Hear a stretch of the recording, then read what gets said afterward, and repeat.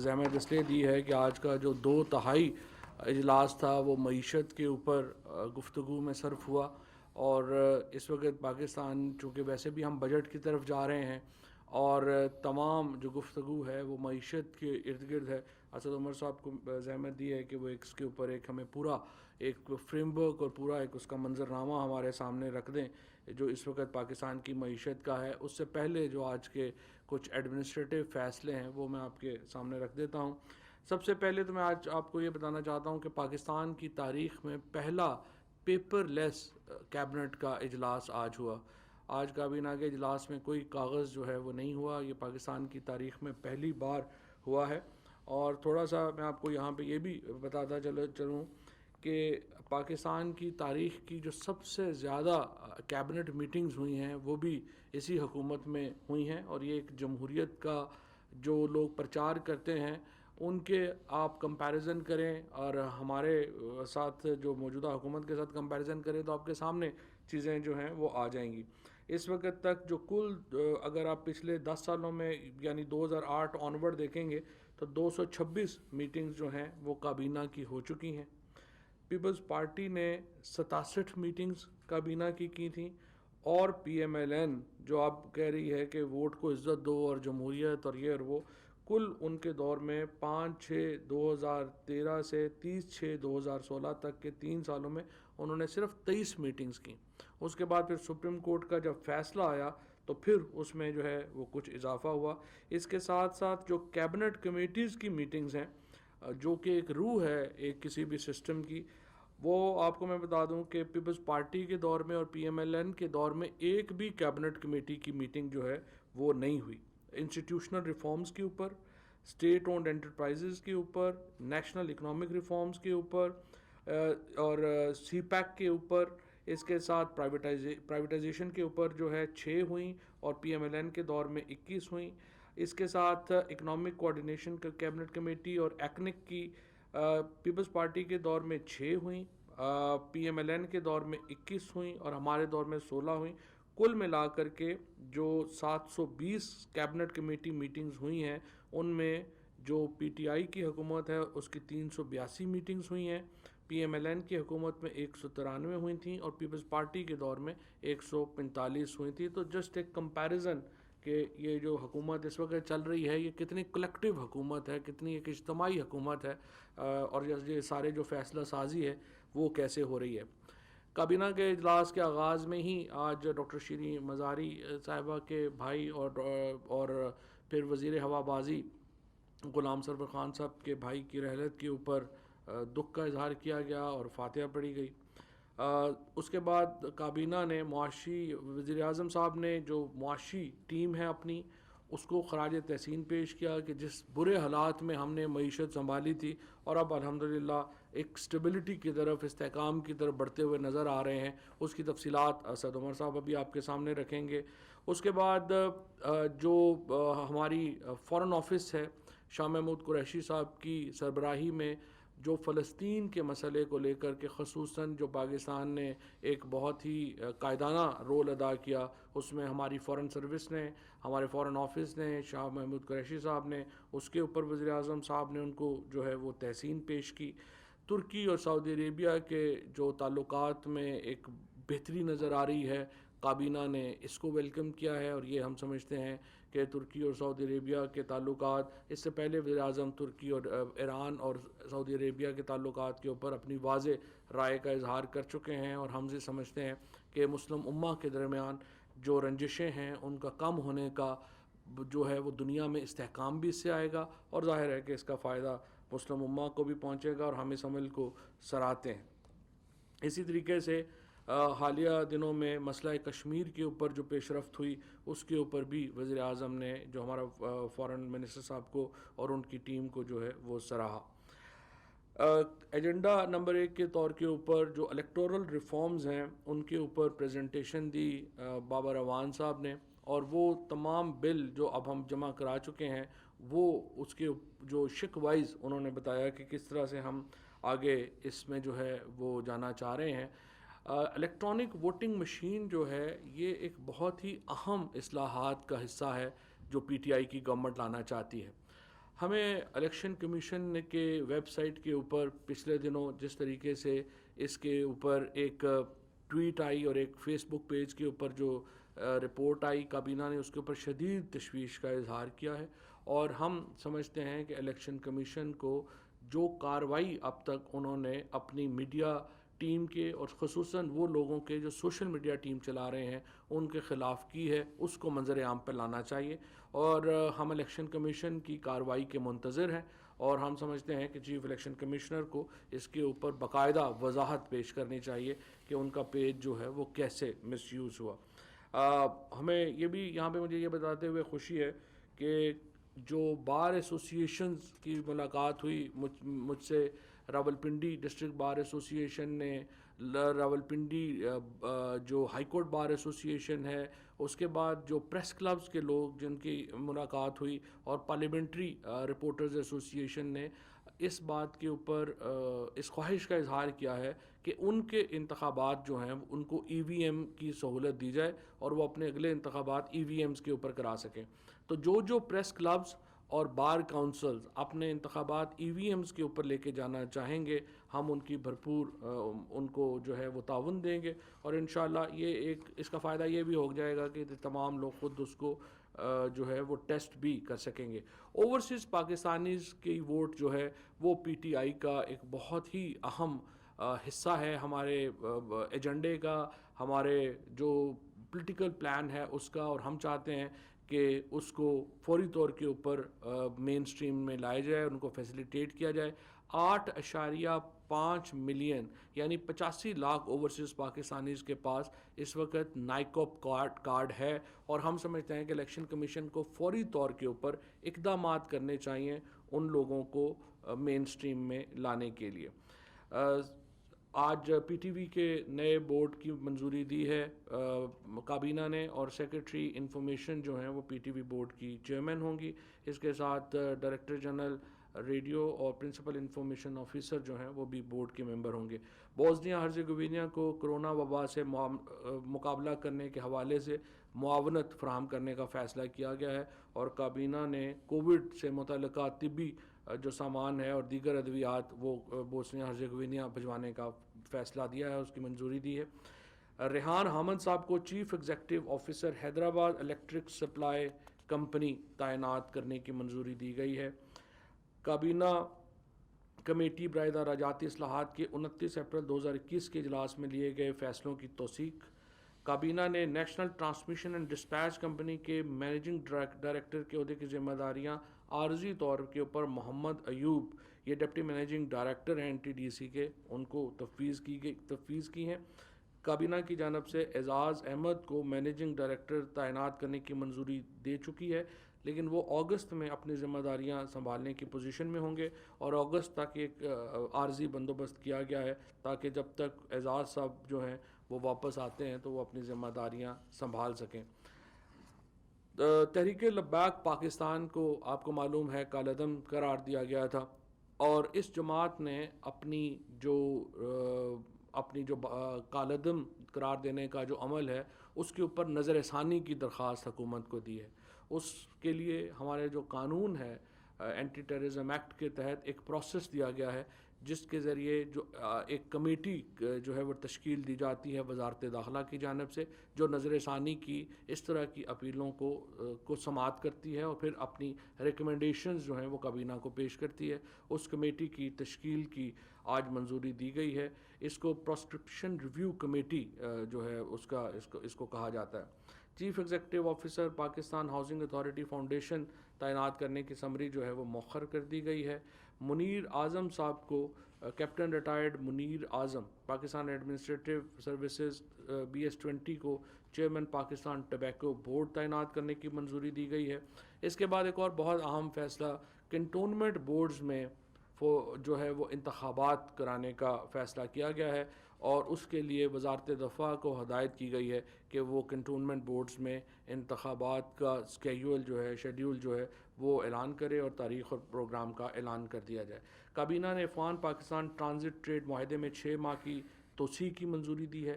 یہ توسیع ایک ایڈیشنل پروٹوکول پر دستخط کے ذریعے عمل میں آئے گی اور اس ضمن میں ایف بی آر کو ہدایت کی گئی ہے کہ ایڈیشنل پروٹوکول پر دستخط کے عمل کو مکمل ہونے تک ٹرانزٹ ٹریڈ میں جو سہولت دی گئی ہے اس کو جاری رکھا جائے. ایک اور بہت ہی اہم ایجنڈا جس کے ذریعے پاکستان میں جو سی پیک سے متعلق امور ہیں ان کو فیسیلیٹیٹ کرنا ہے. اس کے ذریعے چائنیز جو سٹیزنز ہیں اور وہ چائنیز سٹیزنز جو کہ سی پیک سے متعلقہ جو ہمارے پروجیکٹس ہیں ان میں کام کر رہے ہیں اور جو یہاں پہ انویسٹمنٹس لانا چاہ رہے ہیں ان کے لیے ویزے کا اسپیشل پروسیجر جو ہے وہ منظور کیا گیا ہے. اور اس کے بعد چائنیز جو شہری ہیں ان کے لیے پاکستان میں آنا مزید آسان ہو جائے گا. سی پیک اور چینی شہریوں کو 2 سال کی مدت کے لیے ورک انٹری ویزا چین میں پاکستان مشنز کی جانب سے 48 گھنٹوں میں جاری کیا جائے گا اور سیکورٹی کلیئرنس جو ہے وہ لازماً 30 دنوں میں کر لی جائے گی. سی پیک بزنس ویزا ہولڈرز کے لیے گرین چینل کی طرز پر علیحدہ امیگریشن کاؤنٹرز جو ہیں ان کا قیام عمل میں لایا جائے گا.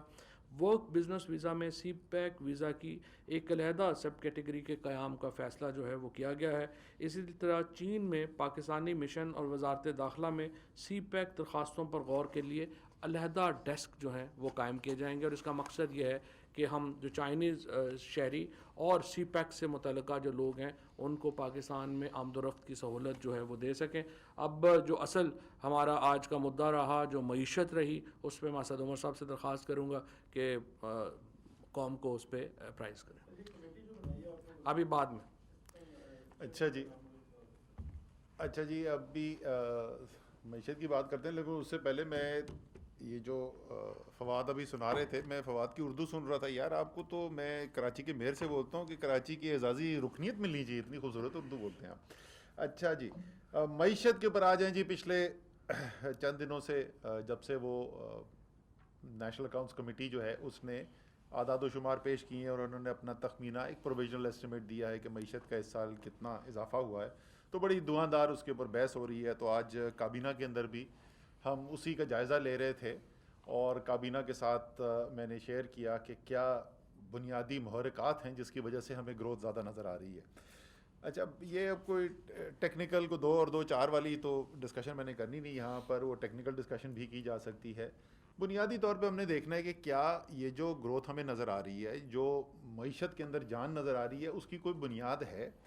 اگر اس کی بنیاد ہے تو کیا اس دن نیشنل اکاؤنٹس کمیٹی نے جو اعداد و شمار جاری کیے وہ ایک دم سے کوئی ایسی چیز آ گئی جو پہلے ابھی کسی کو خیال ہی نہیں تھا, یا اس سے پہلے اشارے جو ہیں وہ مستقل مل رہے تھے اور اسی جو مختلف ہمارے انفرادی طور پہ جو اعداد و شمار آ رہے تھے انہی کو مجموعہ جو ہے وہ آپ کے سامنے آ گیا ہے. 2 4 بلکہ 5 6 چیزیں میں آپ کے سامنے رکھتا ہوں جو میجر ڈرائیورز ہیں جس کی وجہ سے یہ ہماری جو معیشت کی رفتار ہمیں نظر آئی ہے. لیکن وہ رکھنے سے پہلے میں ذرا سا آپ کو یہ اپنا تجزیہ دینا چاہتا ہوں کہ یہ ہوا کیوں ہے کہ اس سال کے اندر جس وقت دنیا کی بڑی بڑی معیشتیں جو ہیں وہ مشکلات کا شکار تھیں, جب کووڈ کا اتنا بڑا چیلنج تھا, تو یہ ہمارے جو نسبتاً بہتر نتائج نظر آ رہے ہیں. تو اس کی بنیاد کیا بنی؟ میرے خیال میں اس کی بنیاد جو اس کا ابتدا تھی نا, اس کا جو پہلا جو سٹیپ تھا, فاؤنڈیشن سٹون جس کو بولتے ہیں, جس کے اوپر یہ بہتر معیشت کی پرفارمنس کی بنیاد بنی, وہ تھا وزیر اعظم کا فیصلہ کہ میں نے اپنے ملک کے کمزور طبقے کو, اپنے ملک کے غریب کو بچا کر رکھنا ہے اور کورونا کا ہم نے دفاع ایسے کرنا ہے کہ جس سے یہ نہ ہو کہ غربت میں بے تحاشا اضافہ ہو جائے, لوگوں کا روزگار بند ہو جائے. ہم جتنا بھی کر لیں اس میں کوئی شک نہیں ہے کہ لوگ پھر بھی مشکل سے گزرے. ایسا نہیں ہے کہ ہم یہ کہہ رہے ہیں کہ مشکل لوگوں نے نہیں دیکھی, خاص طور پہ وہ جو دہاڑی دار ہے وہ ہم آپ کے سامنے پہلے اعداد و شمار رکھ چکے ہیں کہ وہ ایک مشکل وقت سے گزرے, لیکن نسبتاً باقی دنیا کی نسبت جو ہے وہ بہتر رہے اور جلد وہاں سے نکل آئے. وہ جو وزیر اعظم کا فیصلہ تھا اس کی پھر بنیاد کے اوپر ظاہر ہے پھر NCOC کو ایک چیلنج ملا, پوری جو اسٹریٹجی بنائی گئی کہ کس طریقے سے ہم نے بیلنس لے کے توازن کے ساتھ چلنا ہے, معیشت کو بھی ہم نے ساتھ چلانا ہے, لوگوں کا روزگار بھی چلتا رہے اور لوگوں کی جان و مال کی حفاظت بھی ساتھ رہے. اور الحمدللہ آپ نے دیکھا بھی ہمارے جو خطہ ہے اس سے بھی اگر آپ مقابلہ کر کے دیکھیں، ہمارے مغربی جو ہمسائے ہیں، ہمارے مشرقی ہمسائے ہیں دنیا میں عام طور پہ، اور بڑی دنیا کے بڑے معتبر لوگوں نے بھی اور بڑے اداروں نے بھی اس بات کی گواہی دی کہ یہ کام پاکستان میں نسبتاً بہتر ہوا ہے. اسی طریقے سے اس کی وجہ سے معیشت کھلی رہی، اس لیے گروتھ کے نمبرز آپ کو نسبتاً بہتر نظر آئے. دوسری چیز جو ہوئی کہ کیونکہ غریب کو پروٹیکٹ کرنا تھا تو وہ جو احساس کا انوویٹو کام کیا گیا، ایک بہت چھوٹے پیریڈ کے اندر ایک پاکستان کی تاریخ کا سب سے بڑا ایک پروگرام چلایا گیا جس کے اندر تقریباً ہر پاکستان کا تیسرا گھر جو ہے اس کے پاس یہ پیسہ پہنچا. اور ظاہر ہے کیونکہ وہ غریب لوگ ہیں تو جو ان کے ہاتھ میں پیسہ جاتا ہے وہ معیشت کے اندر دوبارہ لگتا ہے. وہ میرے جیسے یا فواد جیسے لوگ نہیں ہیں جو آدھا پیسہ اپنا بچا کے ان کی سیونگ میں چلا جائے گا. سو وہ ایک دوسرا بنیاد بنا، کیونکہ کیش جب سپینڈ ہوتا ہے، جب وہ بازار میں جا کے خرچ کرتے ہیں تو اس سے معیشت کی بڑھنے میں مدد حاصل ہوتی ہے. اسٹیٹ بینک آف پاکستان نے بڑا زبردست کردار ادا کیا، بڑے بر وقت فیصلے کیے. اور جو ایکسپرٹس ہیں وہ یہی کمپیئر کرتے ہیں اس کو، جس وقت کموڈٹی کرائسس آیا تھا 2008 کے اندر، 2007-8 کے اندر، تو اس وقت اگر اتنی تیزی سے اگر فیصلے ہوتے تو شاید اس وقت جو مشکلات دیکھنے کو ملی وہ ہمیں نہ ملتی. فنانس منسٹری نے ایک بہت بڑا آپ کو اسٹیمولس کے لیے سپورٹ پیکج انٹروڈیوس کیا.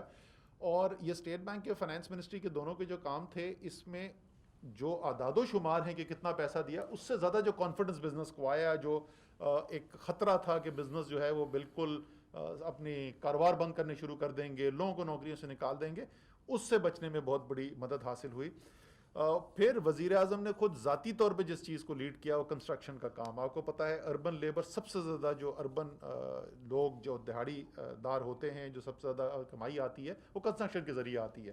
خود وزیر اعظم نے لیڈ کیا، IMF کے مینیجنگ ڈائریکٹر کے ساتھ خود وزیر اعظم کی نیگوسیشن ہوئی، ان سے مراعات حاصل کی گئیں. اور بڑی بنیادی سی بات کرتے تھے وزیر اعظم، اور بڑی اس میں منطق ہے کہ جو بڑے بڑے ملک ہیں ان کے پاس تو ہزاروں اربوں ڈالر ہیں خرچ کرنے کے لیے، ٹریلینز آف ڈالر سپینڈ کر رہے ہیں، ہمارے پاس تو وہ ہے نہیں. تو ہمیں تو چاہیے کہ کسی طریقے سے معیشت کے اندر پیسہ ہے جو سرکار کے پاس نہیں، جن کے پاس پیسہ ہے وہ لگائیں، اور ایسی چیز میں لگائیں جہاں سب سے زیادہ ملازمت پیدا ہوتی ہو. تو اس لیے یہ تمام جو محرکات ہیں یہ بنیاد بنی اس کی جو ابھی میں آپ کے سامنے کہنے جا رہا ہوں. پہلے تو بات کرتے ہیں جی، اور میں یہ اس بات کا خاص طور پہ پہلے سے بتانا چاہتا ہوں، میں آپ کو تقریباً تمام چیزیں جو بتاؤں گا یہ ساری وہ چیزیں ہیں جس میں زیادہ تر میں ہر ماہ اور کچھ کے اندر جو ہے وہ ہر چند ماہ کے بعد آپ کے پاس اعداد و شمار آتے رہے ہیں، اور میری نظر سے کوئی نہیں گزرا کہ کسی نے سوال اٹھایا ہو کہ یہ ٹھیک ہے کہ نہیں ہے. تو ہم شروع کرتے ہیں جی، بڑی اچھی چیزیں اس وہاں سے شروع کرتے ہیں. ریمیٹنس 5.4 ارب ڈالر پچھلے سال سے زیادہ ترسیلات زر پاکستانی بھیج چکے ہیں. وہ اوورسیز پاکستانی، بیرون ملک پاکستانی جن کی فواد ابھی بات کر رہے تھے، الیکشن کمیشن سے ہماری استدعا ہے کہ وہ لوگ جنہوں نے اتنے مشکل وقت کے اندر ایک دفعہ پھر پاکستان کا اتنا مدد کی ہے ان کو ووٹ کا حق ملنا چاہیے، اور جو بھی سپریم کورٹ کے آرڈر کو امپلیمنٹ کرنے میں رکاوٹیں ہیں اس کو ختم کرنا چاہیے. 5.4 ارب ڈالر پہلے 10 ماہ کے اندر آ چکا ہے، یہ 6.5 ارب ڈالر تک، تقریباً 6.5 ارب ڈالر کی انکریز آئے گی. میں وہی بتا رہا ہوں، 6.5 ارب ڈالر انکریز آئے گی سال کے اندر. اس کا مطلب کیا ہوا؟ 1000 ارب روپیہ باہر سے پاکستانیوں کے ہاتھ میں آیا. اور زیادہ تر کس پاکستانی کے ہاتھ میں آیا؟ وہ پاکستانی جو امیر نہیں ہے، وہ پاکستانی جس نے وہ لے کے وہ مارکیٹ میں گیا، اس نے اس سے گڈز اینڈ سروسز خریدی، اس سے مال خریدا. 1000 ارب روپے کا تو آپ سمجھ لیں انجیکشن ہمیں اوورسیز پاکستانی نے پرووائڈ کیا. یہ کوئی چھوٹی رقم نہیں ہے. ایکسپورٹس جو ہیں وہ ابھی تک جتنی ہماری گروتھ ہو چکی ہے، سال ختم ہوگا تو انشاءاللہ آپ کو نظر آئے گا کہ 10% سے زیادہ کی ایکسپورٹ گروتھ ہے. ریمیٹنس کا ہر مہینے نمبر رپورٹ کرتا ہے اسٹیٹ بینک آف پاکستان. میں نے آج تک کبھی کسی سے اعتراض نہیں سنا کہ یہ نمبر غلط رپورٹ ہو رہا ہے. 29% کا جو اضافہ یہ غلط ہے. اسی طریقے سے ایکسپورٹ کا ڈیٹا جو آتا ہے، میں نے تو کسی سے نہیں سنا کہ یہ ایکسپورٹ کا ڈیٹا کوئی غلط آ رہا ہے. ہر مہینے یہ ڈیٹا آتا ہے. زراعت کے اوپر آ جائیں جی. پاکستان کی آبادی کا بڑا حصہ، نصف سے زیادہ آبادی جو ہے وہ یا براہ راست یا بالواسطہ منسلک ہے زراعت کے ساتھ. 5 بڑی فصلیں ہیں پاکستان کی. ان 5 بڑی فصلوں میں سے ایک کپاس واقعی میں اچھی نہیں ہوئی، ہماری پچھلے سال سے خراب کپاس کی فصل ہوئی. باقی 4 میں کیا ہوا جی؟ 4 میں سے 3 جو فصلیں ہیں ان کی تاریخی ریکارڈ پروڈکشن ہوئی، آج تک پہلے نہیں ہوئی تھی. گندم پاکستان کی تاریخ کی سب سے زیادہ گندم پیدا ہوئی، پاکستان کی تاریخ کی سب سے زیادہ مکئی پیدا ہوئی، پاکستان کی تاریخ کی سب سے زیادہ چاول پیدا ہوا۔ گنا جو ہے وہ بمپر کراپ ہوئی اور پاکستان کی تاریخ کی دوسری سب سے بڑی گنے کی فصل ہوئی۔ تو 5 میں سے 4 بڑی فصلیں جو ہیں وہ یہ آیا، اور اس میں سے گندم کا ڈیٹا بھی ریسنٹلی آیا ہے، باقی مہینوں سے آیا ہوا ہے۔ میں بولوں گا، میں نے نہیں کوئی کنٹروورسی سنی کہ کسی نے یہ کہا ہو کہ نہیں جی گنا یہ تو غلط فالس رپورٹ ہو گیا ہے، یا کسی نے کہا ہو کہ چاول کا نمبر یہ نہیں ہے، کوئی بھی ہم نے کنٹروورسی نہیں سنی۔ یہ آخر میں آتا ہوں میں کہ کیسے یہ اس میں ایڈ اپ کرتے۔ پھر آ جائیں جی یہ زراعت ہوگی جو پروڈکشن سیکٹر میں سے بڑی چیز آ گئی۔ پھر اگلا آ گیا جی لارج بڑی صنعتیں۔ ہمارا جو صنعتی سیکٹر ہے وہ صنعتی سیکٹر تقریباً نصف جو ہے وہ بڑی صنعتوں پہ ہے، نصف آدھی جو چھوٹی صنعتوں کے اوپر ہے، لیکن یہ بھی زیادہ تر ایک دوسرے سے جڑی ہوئی ہیں۔ جب بڑی بڑھتی ہے تو چھوٹی بھی اس کے ساتھ بڑھتی ہے، جب بڑی نیچے آتی ہے تو چھوٹی بھی نیچے آتی ہے۔ ڈیٹا جو ہے ہمیں وہ ہائی فریکوینسی ڈیٹا یعنی جو متواتر ملتا رہے وہ بڑی صنعتوں کو ہوتا ہے۔ لارج سکیل مینوفیکچرنگ مہینوں سے رپورٹ ہمارے پاس آ رہی ہے، سارے رپورٹ ہوتی ہے کہ 10% سے زیادہ ماہوار جو ہے وہ اضافہ ہو رہا ہے۔ مجموعی طور پر ابھی تک جو لارج سکیل مینوفیکچرنگ کا اضافہ ہو چکا ہے وہ تقریباً 9% کا اضافہ ہو چکا ہے جس ریٹ پہ ہم جا رہے ہیں۔ اور کیونکہ ظاہر ہے پچھلے سال کا جو آخری کوارٹر تھا اس کے اندر بندشیں زیادہ تھیں کووڈ کی وجہ سے، تو اس سال کا مثلاً اگر میں اپریل کا صرف موازنہ کر دوں تو 20% سے زیادہ گروتھ ہے آپ کی لارج اسکیل مینوفیکچرنگ کے اندر۔ سو یہ جو نمبر ہے آپ کے بڑھیں گے، یہ 10% سے اوپر چلے جائیں گے۔ پھر میں وہی کہوں گا ہر ماہ رپورٹ ہوتا ہے، کبھی ہم نے کوئی کنٹروورسی اس کے بارے میں نہیں سنی۔ اچھا یہ جو دو چیزیں ہیں زراعت اور صنعت جو ہے یہ کو تقریباً 40% بن جاتا ہے پاکستان کا۔ اس کے بعد کوئی 50% پاکستان کی معیشت، 40% معیشت ایسی ہے جو اس کا انحصار ان چیزوں کے اوپر ہوتا ہے۔ ہول سیل ریٹیل ٹریڈ ہمارے سروسز کا بہت بڑا ایک سیکٹر ہے۔ اگر آپ کی گندم زیادہ پیدا ہو رہی ہے تو پھر وہ ٹرک بھی زیادہ چلیں گے، وہ دکان پہ بکے بھی زیادہ۔ اسی طریقے سے گنا ہے اور باقی ساری چیزیں ہیں، ظاہر ہے گنا پروڈیوس ہوتا ہے تو اس کے بعد اس کی جو بائی پروڈکٹس ہیں وہ بھی زیادہ پروڈیوس ہوتی ہیں۔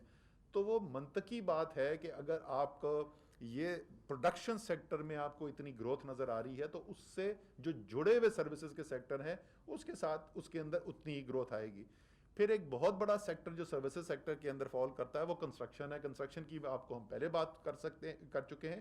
کنسٹرکشن ایز اے ہول کا کوئی ہائی فریکوینسی ڈیٹا ہمیں نہیں ملتا ہے۔ پراکسی کیا یوز کرتے ہیں جی؟ Cement cell. ہر مہینے اخباروں میں رپورٹ ہو رہا ہے ریکارڈ سیلز ہو گئی، یہ مہینوں سے چل رہا ہے۔ پھر میں دوبارہ یہی بات دہراؤں گا، میں نے کبھی کنٹروورسی نہیں سنی کہ نہیں جی یہ تو سیمنٹ کی سیل جو ہے یہ ہوئی نہیں، یہ تو خواہ میں سیمنٹ کی سیل کا دکھایا جا رہا ہے۔ اسی طریقے سے پرائیویٹ سیکٹر جو قرضے لیتا ہے وہ ایک کنسیڈر کیا جاتا ہے صنعتی ایکٹیویٹی کا، خاص طور پہ سرمایہ کاری کا ایک اچھا انڈیکیٹر سمجھا جاتا ہے، اور یہ ہر مہینے state bank of Pakistan report کرتا ہے۔ اپریل کا ہمارے پاس ڈیٹا آیا نہیں ہے، پہلے 9 ماہ کا مارچ تک کا جو ڈیٹا ہے اس کے مطابق اگر میں اضافہ دیکھوں تو 60% اضافہ ہوا ہے پرائیویٹ سیکٹر کے، یعنی نجی سیکٹر کے قرضے جو انہوں نے لیے اس میں 60% اضافہ ہوا ہے۔ لیکن اس سے بھی زیادہ بڑی خبر یہ ہے کہ جو نجی سیکٹر سرمایہ کاری کے لیے پیسہ لے رہا ہے، یہ تو مجموعی طور پر اس نے قرضہ لیا، اس میں اس کا را مٹیریل خام مال بھی شامل ہے۔ جو سرمایہ کاری کے لیے وہ لے رہا ہے، جو مشینری لگا رہا ہے، پلانٹ لگا رہا ہے، اپنی فیکٹریاں بڑی کر رہا ہے، اس کے لیے جو پیسہ لے رہا ہے وہ پچھلے سال تقریباً نہ ہونے کے برابر تھا، یعنی جتنا نیا قرضہ لیا اتنے ہی پرانے پیسے واپس کر دیے۔ اس سال جو ہے وہ پہلے 9 ماہ کے اندر 126 ارب روپے کا اضافہ ہے ہمارے ان قرضوں میں جو پرائیویٹ سیکٹر لے رہا ہے سرمایہ کاری کرنے کے لیے، فیکٹریاں بڑھانے کے لیے۔ کچھ آگے بک رہا ہے، کچھ اس کو نظر آ رہا ہے تو اس لیے وہ کر رہا ہے۔ اور اس کی جو 2 بڑی وجہ کنزمپشن کے ڈرائیورز پاکستان کے اندر جو ہوتے ہیں، حکومت کی پالیسی کے علاوہ جو سب سے بڑے 2 ڈرائیورز ہوتے ہیں وہ ہوتے ہیں جب زراعت، یہ کوئی بھی جو ایف ایم سی جی بزنس کے اندر ہے، کوئی بھی کنزیومر بزنس کے اندر جو کام کرتا ہے وہ آپ کو جب فصلیں اچھی ہوتی ہیں، کسان کے ہاتھ میں پیسہ آتا ہے تو وہ مارکیٹ کے اندر پیسہ آتا ہے، یہ انڈسٹری بڑھتی ہے۔ اسی طریقے سے ترسیلات زر جب آتی ہیں وہ زیادہ بڑی تعداد میں آتی ہیں، لوگوں کے پاس ہاتھ جیب میں پیسہ آتا ہے، وہ خرچ کرتے ہیں۔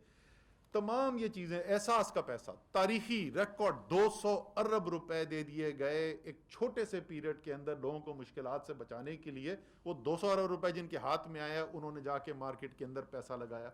جتنی بھی آپ دیکھ لیں جس کو اکنامکس میں ہائی فریکوینسی ڈیٹا بولتے ہیں، وہ سب اس طرف اشارہ کر رہا ہے کہ معیشت جو ہے وہ تیز رفتاری اس میں بڑھتی جا رہی ہے، اس کے اندر جان آ رہی ہے. وہ 3.94 ہے کہ وہ 3.84 ہے کہ 4.25 ہے، کیونکہ دونوں طرف تنقید آ رہی ہے. آپ ایسے لوگ بھی ہیں جو کہہ رہے ہیں کہ یہ کم ہے، 3.94 نہیں ہے، اور ان کی بھی اپنے پاس آرگیومنٹ ہے کہ 4.5 ہے، 4.6 ہے. لیکن اس میں تو کوئی شک ہی نہیں. میں نے آپ کو تمام ایک ایک جز بتا دیا معیشت کا، اور یہ بھی بتا دیا کہ ہر مہینے جو رپورٹ ہوتا رہا ہے، اور کوئی کنٹروورسی اس کے اندر نہیں ہے. آخری چیز جو اس کے اندر میں کہوں گا، یہ کووڈ کے اندر بھی ہوتا تھا. آپ کو یاد ہوگا کہ امپیریل نے ایک سٹڈی کر لی، انہوں نے کہا کہ اگست کی پتہ نہیں 12 تاریخ کو جو 78,000 پاکستانی مر جائے گا کرونا سے ایک دن کے اندر. اوئے ہوئے طوفان جی، ٹی وی پہ وہ چل رہے ہیں جی، وہ سارے اینکر بیٹھے ہوئے ہیں کہ پریشان ہو گئے جی 78,000 بندہ ایک دن میں مر جائے گا. خواجہ آصف نے دعاندار تقریر کر دی فلور آف دا ہاؤس پہ آ کے، بلاول زرداری پریشان. ہم نے اس وقت کھڑے ہو کے کہا تھا یار اس کا اشر اشیر نہیں ہونے والا. مجھے یاد ہے میں نے اس دن ٹویٹ کی تھی جس دن ہوا تھا، شاید 10 یا 12 لوگوں کی بات ہوئی تھی، وہ بھی افسوسناک ہے. اسی طریقے سے ایک آرگیومنٹ یہ دی جا رہی ہے کہ لیکن جی یہ تو ورلڈ بینک اور آئی ایم ایف کہتے ہیں تو اتنی نہیں ہو، تو ورلڈ بینک اور آئی ایم ایف نہیں کہتے تو یہ کیسے ہو گئی ہے. میں ذرا فیکٹ آپ کے سامنے رکھ دوں، شہباز رانا کو تو ضرور اس میں یاد ہوں گے نمبر. پچھلے سال جس وقت یہ فائنل کیا گیا، جس طریقے سے ابھی نیشنل اکاؤنٹس کمیٹی نے، تو انہوں نے پچھلے سال کی جو معیشت کی گروتھ تھی، شرح نمو تھی، وہ 0.38% منفی بتائی. اس سال اسی رپورٹ میں جس کے اوپر 3.94 پہ اتنا شور مچا ہوا ہے، اسی رپورٹ میں یہ لکھا ہوا ہے کہ پچھلے سال کی جو ہماری ریوائزڈ ایکچوئل آئی ہے وہ 0.47 ہے. یعنی صرف فرق جو اس وقت کہا گیا اور جو فائنل آیا اس میں 0.09% کا فرق ہے، یعنی نہ ہونے کے برابر فرق ہے. لیکن جب پچھلے سال ہم یہ کر رہے تھے تو اخبار اٹھا کے دیکھیں اور آئی ایم ایف اور ورلڈ بینک کی رپورٹیں اٹھا کے دیکھیں وہ کیا کہہ رہے تھے. وہ کہہ رہے تھے کہ پاکستان کی معیشت سکڑے گی 1.5% سے 2% تک، 1.5% سے 2% تک. یہی نیشنل اکاؤنٹس کمیٹی کہتی ہے نہیں جی ہمارے خیال کے اندر یہ صرف 0.38%، اور وہ درست ثابت ہوئے. سو آئی ایم ایف اور ورلڈ بینک بیٹھ کے 150 ملکوں کی اکانومی کو دیکھ رہے ہیں، اور ظاہر ہے وہ جو ان کے خیال میں بہترین ہوتا ہے وہ بتا رہے ہیں آپ کو. لیکن یہاں پر ادارہ جس کا کام ہی صرف پاکستان کا دیکھنا ہے، جہاں پہ سارے ادارے مل کے بیٹھے ہوئے. اور کلوزنگ میں یہ کہہ دوں گا کہ وہ پریشانی یہ ہے کہ جی بڑے سوال پوچھے گئے، میٹنگ ہوئی، اس کے بعد فالو اپ سیشن ہوا. جناب جہاں پروفیشنل طریقے سے فیصلے ہو رہے ہو نا، جہاں پہ وزیر موصوف کی طرف سے کوئی ہدایات نہیں آئی ہوئی ہوں کہ مجھے یہ والا جواب چاہیے، تو بحث مباحثہ بھی ہوتا ہے، سوال بھی پوچھے جاتے ہیں، ڈیٹا دکھایا جاتا ہے، ریکنسیلیشن کی جاتی ہے، اور اس کے بعد یہ آتا ہے. پریشانی اپوزیشن کی تو ہمیں سمجھ میں آتی ہے، خاص طور پر مسلم لیگ نون کی تو پریشانی سمجھ میں آتی ہے. اور وہ پریشانی یہ ہے کہ وہ جو اتنی محنت سے معیشت کے بخیے ادھیڑ کے گئے تھے، تو ان کو سمجھ نہیں آ رہی کہ یہ کرونا جیسی وبا کے ہوتے ہوئے یہ عمران خان کی ٹیم نے اور عمران خان کے ویژن نے اس معیشت کو کیوں پیروں پہ کھڑا کر دیا ہے. ان کی پریشانی مجھے سمجھ میں آتی ہے، باقی دوسروں کی پتہ نہیں کیا وجہ ہے کہ کس وجہ سے سوالات ہیں. تھینک یو مرسد صاحب، آپ نے بڑا ڈیٹیل ایکسپلین کیا. 2 سوال ہیں. ایک تو آپ ہمارے انویسٹمنٹ کا، جو investment to G D P ratio ہے اس میں آپ کا مسلسل تیسرے سال کمی آئی ہے، اور جو نیشنل اکاؤنٹس کے نمبر میں آپ نے budgeted P S D P number لیا، ایکچوئل نہیں لیا. تو اس کی وجہ سے بھی آپ کیا سمجھتے ہیں کہ یہ تھوڑا سا ایک ڈسکریپنسی ہے، ناٹ اے فجنگ؟ ابھی تک فجنگ کا یا ڈاکٹرنگ کا نمبر آپ کے لیے کوئی لفظ استعمال نہیں ہوا، ابھی تک صرف میتھڈالوجی اور اس کے اوپر سوالات آ رہے ہیں. تو investment to G D P ratio نیچے جا رہا ہے، پی ایس ڈی پی آپ نے بجٹڈ لیا ہے، ایکچوئل مائنس میں آپ کو بھی پتہ ہے خرچہ. اس کا کتنا امپیکٹ ہے گروتھ کے اوپر؟ دوسرا آپ فرما رہے ہیں کہ ایکسپورٹس کا اور ریمیٹنسز کا ڈیٹا آ رہا ہے، اور اس پہ کسی نے سوالات بھی اٹھائے. بالکل ریمیٹنسز کے اوپر تو کوئی کویشچن نہیں ہے، لیکن جہاں تک ایکسپورٹس کا تعلق ہے، آپ کا جو پی بی ایس ہے اور جو اسٹیٹ بینک آف پاکستان ہے، اس کا جو رپورٹڈ نمبر ایکسپورٹس کا ہوتا ہے اس میں ہمیشہ سے فرق ہے، اور آج سے بھی پرانا ہوتا ہے. لیکن اس میں فرق اب یہ پڑ گیا کہ پہلے اگر اس میں کوئی ڈسکرپنسی ہوتی تھی یا ڈفرینس ہوتا تھا، وہ $400-500 ملین سے زیادہ نہیں ہوتا تھا. اب $1 بلین پلس اور سو اب وہ ڈفرینس آ رہا ہے. تو یہاں پہ کچھ سوالات پیدا ہوتے ہیں. اور لاسٹلی آپ نے بالکل صحیح کہا، آئی ایم ایف اور ورلڈ بینک ان کے ہمیشہ کنزرویٹو ایسٹیمیٹس ہوتے ہیں، but the problem lies with the federal government of Pakistan, either it is the P M L N اور the P T I. Pakistan ایک سوورن ریاست ہے، آپ کے ڈیٹا کی ایک سینٹیٹی ہے. آپ ایک سال سے رپورٹ کر رہے ہیں نیگیٹو 0.4% کانٹریکشن, اور ورلڈ بینک پرسسٹنٹ ہے کہ یہ منفی 1.5% ہے. آخر ریاست پاکستان یہ بات کیوں نہیں منوا سکتی ورلڈ بینک سے, جو کہ آپ کے یہاں پہ ہے, اس کا جو کنٹری ڈائریکٹر ہے آپ کے این او سی کے بغیر اسلام آباد میں نہیں بیٹھ سکتا. آل دس ہیپنس. اچھا جی, پہلی بات تو یہ ہے کہ ہمیں کوئی باہر کے نہ کوئی سرٹیفکیٹ لینے کی ضرورت ہے, اور نہ ہمیں ان کو یہ دھمکیاں دینے کی کہ تمہیں ہم این او سی نہیں دیں گے اگر تم ہماری بات نہیں مانو گے, کرنے کی ضرورت ہے. ہم نے ایک پروفیشنل طریقے سے کام کیا ہے, وہ سامنے رکھا ہوا ہے, اور وہ اگر اپنی رائے رکھنا چاہتے ہیں تو وہ بے شک they are free to keep that. باقی آپ نے ایک investment to G D P ratio کی بات کی, اور دوسرا آپ نے بات کی پی ایس ڈی پی کی. میں ان دونوں چیزوں پہ کامنٹ کر دیتا ہوں. دیکھیں, investment to G D P ratio آپ نے کہا کمی آئی, وہ کمی کیا آئی؟ وہ کمی آئی 0.1% کی. وہ 15.3 سے 15.2% ہو گیا.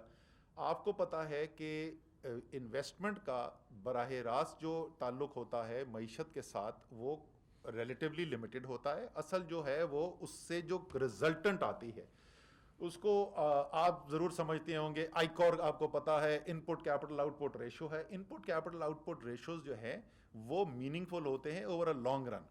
آپ آ رہے ہیں ایک بڑے سخت فسکل سٹیبلائزیشن پروگرام سے, کیونکہ آپ نے معیشت کو وہاں پہ لا کے کھڑا کر دیا تھا کہ ایک سال کے اندر $20 ارب کا خسارہ ہو گیا تھا.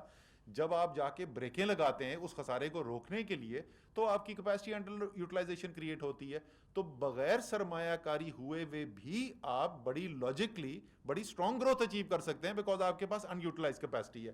سو وہ تو کوئی ایشو نہیں ہے, اور ڈفرینشیل بھی صرف 0.1 کا تھا. پی ایس ڈی پی کا جہاں تک تعلق ہے, پی ایس ڈی پی کا آپ کو پتا ہے کہ نارملی جو پی ایس ڈی پی ہوتا ہے وہ 40% پورے سال کا پی ایس ڈی پی صرف آخری 3 ماہ کے اندر, آخری سرمائی کے اندر خرچ ہوتا ہے. تو اس سال کے اندر بھی بڑا گیپ ہے, بھی بہت اس کے اندر گنجائش باقی ہے, لیکن یہ ایک نارمل فینومینا ہے, ایک ایب نارمل چیز نہیں ہے. اگر آپ پچھلے سال سے کمپیریزن کی بات کریں تو پچھلے سال یہ یاد رکھیے کہ وہی جو آپ کو ریونیو کے اندر بھی نظر آ رہا ہے, آپ کو ایکسپورٹس میں نظر آ رہا ہے, ایل ایس ایم میں نظر آ رہا ہے, کہ کووڈ کی وجہ سے پچھلے سال کی آخری سرمائی جو ہے وہ بڑی سلو تھی, اور وہ پی ایس ڈی پی کے لیے بھی سلو تھی. مطلب 1 مہینہ 1.5 مہینہ تو تقریباً پاکستان بند ہوا تھا, کام رکے ہوئے تھے. یہاں پہ الحمدللہ کام چل رہے ہیں. سو ہو سکتا ہے کہ وہ نمبر اینڈ میں جو ہے وہ ایگزیکٹلی اتنا نہ ہو, لیکن یہ منطقی بات ہے کہ اس سال کے 4th کوارٹر کے نمبر جو ہیں وہ اسٹرانگ ہوں گے پچھلے سال کی نسبت. سر اچھا, ایکسپورٹس کا میں بتا دوں آپ کو. دیکھیں, ایکسپورٹس کا فرق کیا ہے, وہ یہ نہیں ہے کہ اسٹیٹ بینک کچھ اور نمبر رپورٹ کر رہا ہے اور پی بی ایس کچھ اور نمبر رپورٹ کر رہا ہے ایک ہی چیز کے بارے میں. وہ 2 مختلف چیزیں ہیں. پاکستان بیورو اسٹیٹسٹک جو ایکسپورٹ کا ڈیٹا دے رہا ہے وہ فزیکل موومنٹ ہے, یعنی میرے بارڈر سے کتنے ڈالرز کا مال ملک سے باہر گیا اس ماہ کے اندر. اسٹیٹ بینک آف پاکستان اس کے فائنینشیل فلوز رپورٹ کر رہا ہے, اور آپ کو پتا ہے کہ ایکسپورٹرز کے پاس یہ گنجائش ہوتی ہے کہ وہ کئی مہینے تک اپنا وہ رکھ سکتے ہیں باہر پیسہ, اور اس کے علاوہ کبھی کبھی آپ بیچتے بھی ہیں, 90 دن کی آپ ایل سی پہ بیچتے ہیں, 180 دن کی ایل سی پہ بیچتے ہیں. تو وہ دونوں چیزیں ایک ساتھ میچ نہیں کرتی ہیں. جب آپ کا ایکسپورٹس سٹیبل ہوں, اس میں چینج کم آ رہی ہو, جیسے پچھلے کئی سال تک گیا وہ آہستہ آہستہ کم ہی ہو رہا تھا, بڑھ نہیں رہا تھا, لیکن چینج بہت زیادہ نہیں تھی, تو جو ڈفرنس ہے ان دونوں کے درمیان وہ بھی کم نظر آئے گا. جب آپ کی موومنٹ اپ یا ڈاؤن زیادہ ہوگی تو آپ کو ڈفرنس زیادہ نظر آئے گا. اعزاز سلیمی نیوز 1 سے. اسد عمر صاحب, میرا سوال یہ ہے کہ اگر معیشت اتنا بہتر پرفارم کر رہی تھی تو کیا وجہ بنی کہ حفیظ شیخ صاحب کو ہٹانے کی ضرورت محسوس کی گئی اور جو ٹیم میں تبدیلی کرتے ہوئے شوکت ترین صاحب کو لایا گیا. شوکت ترین صاحب کے جو ابتدائی جو معیشت کے حوالے سے بیانات ہیں وہ آپ میرے سے زیادہ بہتر سمجھتے ہیں, تو اچانک یہ جو تبدیلی آئی ہے موقف میں حکومت کے, یقیناً اس کے حوالے سے سوالات پیدا ہوئے ہیں, تو بتا دیں گے کیا وجہ تھی کہ حفیظ شیخ صاحب کو ہٹانا پڑا؟ سر پہلی بات تو یہ ہے کہ میں یہ پہلے ٹی وی پہ کئی دفعہ بول چکا ہوں, میں دوبارہ دہراؤں گا. میرے خیال میں حفیظ شیخ صاحب کی بڑی مثبت کنٹریبیوشن تھی, اور انہوں نے بڑی محنت سے کام کیا, اچھے فیصلے کیے, اور اس کے فوائد جو ہیں وہ پاکستان کی معیشت نے حاصل کیے. سو پہلے تو میں یہاں سے شروع کروں گا. دوسری جو آپ بات کریں نا, وہ میرے خیال میں ایک طرز حکومت ہے جو پاکستان نے پہلے کبھی دیکھا نہیں, اور جو آپ میں سے عمران خان کو جانتے ہوں, چاہے وہ شوکت خانم ہو یا وہ کرکٹ فیلڈ ہو یا وہ پالیٹکس ہو, ان میں ایک خصوصیت ہے میرے خیال میں, ان کی جو کامیابی کا راز جو ہے وہ راز بھی اسی میں پنہا ہے, وہ کبھی بھی مطمئن نہیں ہوتے. وہ ہمیشہ بہتر سے بہتری کی تلاش میں رہتے ہیں. اور یہ جملہ پی ٹی آئی میں سب کو رٹا ہوا ہوگا کہ جب اچھا کوئی چیز رزلٹ آتی ہے نا تو اس کے اگلے دن اب ہمیں پتہ ہوتا ہے کہ خان صاحب نے کیا بولنا ہے کہ دیکھو ہر ٹیم ہارنے کے بعد نہ تجزیہ کرتی ہے کہ ہم نے کیا غلطی کی, لیکن اچھی ٹیم وہ ہوتی ہے جو جیتنے کے بعد تجزیہ کرے کہ میں اور بہتر کیا کر سکتا تھا. سو وہ مستقل یہ دیکھ رہے ہوتے ہیں. مجھ سے یہ 18 اپریل کی رات کو 2019 کو کاشف عباسی نے یہ سوال پوچھا تھا, میں انٹرویو کر رہا تھا. اس نے کہا یار اگر آپ سینکڑے مارے تھے تو آپ کو تبدیل کرنے کی ضرورت تھی. میں نے کہا نہیں, میں سینکڑے نہیں مارا تھا, میں 30 40 50 کر رہا تھا. خان نے کہا یار مجھے سینکڑے مارنے والا چاہیے.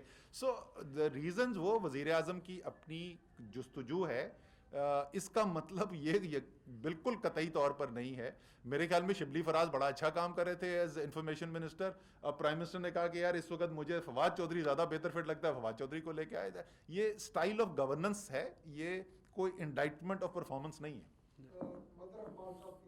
سر فواد صاحب میرا 2 پارٹ کوشچن ہے یہ کہ یہ جو قلعہ قرار دیے جانے کا جائزہ جو طریقے لبیک پاکستان کی اپلیکیشن ہے, یہ کمیٹی قائم کی گئی ہے, یہ کتنے اراکین پر مشتمل ہے اور اس کی سربراہی کون کر رہا ہے؟ Number 1. Number 2, out of cabinet میرا کوشچن ہوگا آپ سے کہ آج سپریم کورٹ میں میاں شہباز شریف صاحب کو باہر بھجوائے جانے کے حوالے سے جو اپیل ہے گورنمنٹ کی, اس کی سماعت بھی ہوئی, اور جو میاں شہباز شریف صاحب ہیں وہ مولانا فضل الرحمان صاحب کے گھر چلے گئے. مریم نواز صاحبہ کی خراب پرفارمنس کی وجہ سے پی ڈی ایم جو متاثر ہوئی ہے, آپ سمجھتے ہیں ایز پولیٹیکل انالسٹ کہ پک کر پائیں گے شہباز شریف صاحب پی ڈی ایم کی پرفارمنس کو اور اس کو دوبارہ سے یکجا کر پائیں گے؟ پہلے تو یہ کالعدم تحریک لبیک کی جو ریویو کمیٹی ہے یہ 3 ممبرز کے اوپر مشتمل ہے, اور اینٹی ٹیررزم لاء میں یہ جو سب کمیٹی ہے یہ پرووائڈڈ ہے. اس کو ایڈیشنل سیکریٹری جو ہمارے ہیں داخلہ کے وہ پریزائڈ کرتے ہیں, اور 2 اور جو سیکریٹریز ہیں وہ ان کے ساتھ, یعنی بنیادی طور کے اوپر بیوروکریٹس کے اوپر مبنی کمیٹی ہوتی ہے جو اس کو ریویو کرے گی. دوسرا, جہاں تک آپ نے کہا ہے کہ یہ شہباز شریف صاحب کا جو معاملہ تھا وہ بنیادی طور کے اوپر PNCL لسٹ سے متعلق تھا. اب چونکہ کابینہ نے ان کو ECL کے اوپر ڈال دیا ہے, لہٰذا وہ کیس اس حد تک ان کا انفرکچوس ہو گیا, انہوں نے واپس بھی لے لیا ہے لاہور ہائی کورٹ سے. اور تیسرا, جو آپ نے مریم نواز صاحبہ کی پرفارمنس کا ذکر کیا, دیکھیے اپوزیشن کو اپنی پالیٹکس کرنے کا حق ہے, وہ اپنی پالیٹکس جو مرضی کرے. آج میں دیکھ رہا تھا کہ شاہد خاقان عباسی صاحب نے کہا ہے کہ اگر پیپلز پارٹی کو PDM میں واپس لایا گیا تو وہ اپنے عہدے سے استعفیٰ دے دیں گے. یہ ایک PDM کے اندر ایک اپنی لڑائی ہے. میں سمجھتا ہوں کہ چونکہ کوئی جماعت یا اتحاد جب نظریے کے اوپر قائم نہ ہو, ان کا کوئی کامن ایک ایسا آپ سمجھیے کہ ایسا خیال نہ ہو, ایک ایسا نظریہ نہ ہو جس کے اوپر اپنی ذات سے آگے آپ جا سکیں, وہ چیزیں زیادہ دیر رہتی نہیں ہیں. اور اسی لیے ہم دیکھ رہے ہیں کہ PDM ہمارے سامنے بالکل بکھر کے رہ گیا ہے. اور شہباز شریف صاحب ہوں یا مریم نواز شریف ہوں یا خود نواز شریف صاحب ہوں, کوئی بھی اس اتحاد کو سہارا نہیں دے پائے گا, اور یہ مزید آگے جو ہے وہ کمزور ہوں گے. رضوان گیل سے آخری سوال. اسد عمر صاحب سے سوال ہے. سر, ہم کنٹینیوسلی دیکھ رہے ہیں کہ جو معیشت کے نمبرز ہیں وہ پازیٹیو آ رہے ہیں, لیکن جو عام آدمی کا سوال ہے کہ معیشت اگر بہتر ہو رہی ہے تو اس کا ہمیں کیا فائدہ ہوگا. اور اوبیسلی آپ کو پتہ ہے کہ مہنگائی ایک بہت بڑا چیلنج ہے.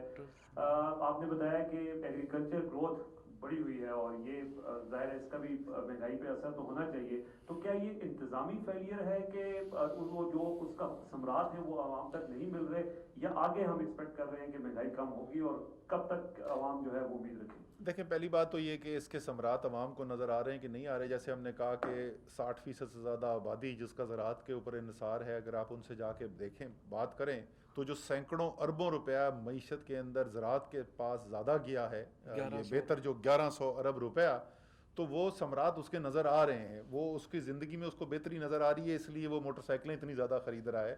اسی طریقے سے باقی تمام جو چیزیں زیادہ بک رہی ہیں اس کی وجہ یہی ہو رہی ہے. 54% ٹریکٹر کے اندر اضافہ ہے, کھاد کی آف ٹیک جو ہے وہ بہت بڑی ہوئی ہے, تمام اس کے اندر نظر آ رہا ہے. اسی طریقے سے کنسٹرکشن اگر 8.35% بڑھ رہی ہے تو اس کا مطلب وہ دہاڑی دار, میں کہتا ہوں آپ سے سال پہلے اگر ادھر جاتے آپ وہ G9 کے اندر کراچی کمپنی کھڑے ہوتے کہ صبح جو مزدوری کے لیے وہاں پہ آگے بندے کھڑے ہوتے تھے تو وہ ان کی اس وقت کیا لائن ہوتی تھی, اور ابھی آپ جا کے دیکھیں تو آپ کو بندہ وہاں پہ نہیں نظر آتا ہے تھوڑی دیر کے بعد. تو آپ کو جو زندگی میں بہتری ہے وہ ضرور نظر آ رہی ہے. کیا مہنگائی ہے؟ بالکل ہے, اس کی بڑی تفصیل سے بات ہو چکی ہے, اس کی وجوہات بھی ہیں, کچھ عالمی وجوہات ہیں. جو اس وقت گلوبل سائیکل ہے اس کے اندر جو کموڈیٹیز ہیں, اجناس جو ہیں, چاہے وہ زراعت کی ہوں یا وہ خام تیل ہو, گیس ہو, ان سب کی قیمتیں پچھلے 1 سال میں بہت تیزی سے بڑھی ہیں. کچھ اس کا وہ اثر ہے, لیکن اس میں کچھ انتظامی بھی ہے. اس کے لیے ہم نے کام یہ کیا تھا جس سے آپ کو یہ ایک بہتری ہو جاتی ہے, سسٹم کے اندر نظر آ جاتا ہے کہ انتظامی کمزوری کدھر ہو رہی ہے نہیں ہو رہی. پاکستان بیورو اسٹیٹسٹک نے انہوں نے مجھے آ کے ایک آئیڈیا پریزنٹ کیا, مجھے بڑا پسند آیا. ان سے میں نے کہا اس کو ڈیولپ کرو. وہ ڈیسیجن سپورٹ سسٹم انہوں نے پورا ایک بنایا ہے, جس کے اندر وہ یہ بناتے ہیں کہ پاکستان کے ہر ضلع کے اندر جو ڈی سی ریٹ ہے مختلف اجناس کا اور جو اصل پرائس مارکیٹ کے اندر ہے اس کا فرق کتنا ہے. وہ فرق سے آپ کو نظر آ جاتا ہے کہ کہاں پہ انتظامی طور پہ بہتر کام ہو رہا ہے, کہاں پہ کمزور کام ہو رہا ہے. سب سے وہ جو پچھلے چند ماہ سے وہ ریلیز ہو رہا ہے, میڈیا کے اندر بھی آتا ہے, سب سے بہتر کام جو ہو رہا ہے اس کے اندر انتظامی طور پہ وہ پنجاب کے اندر ہو رہا ہے, اور سب سے کمزور ہمیں جو انتظامی اس وقت انفورسمنٹ نظر آ رہی ہے وہ سندھ کے اندر نظر آ رہی ہے. تھینک یو سو مچ. ناظرین, وفاقی وزراء چودھری فواد حسین اور اسد عمر پریس بریفنگ کر رہے تھے. یہ پریس بریفنگ کابینہ اجلاس کے بعد کی پریس بریفنگ تھی, جس کے دوران انہوں نے کہا کہ پاکستان کی تاریخ میں کابینہ کے سب سے زیادہ اجلاس اس حکومت میں ہوئے ہیں. ملک معاشی استحکام کی طرف بڑھ رہا ہے.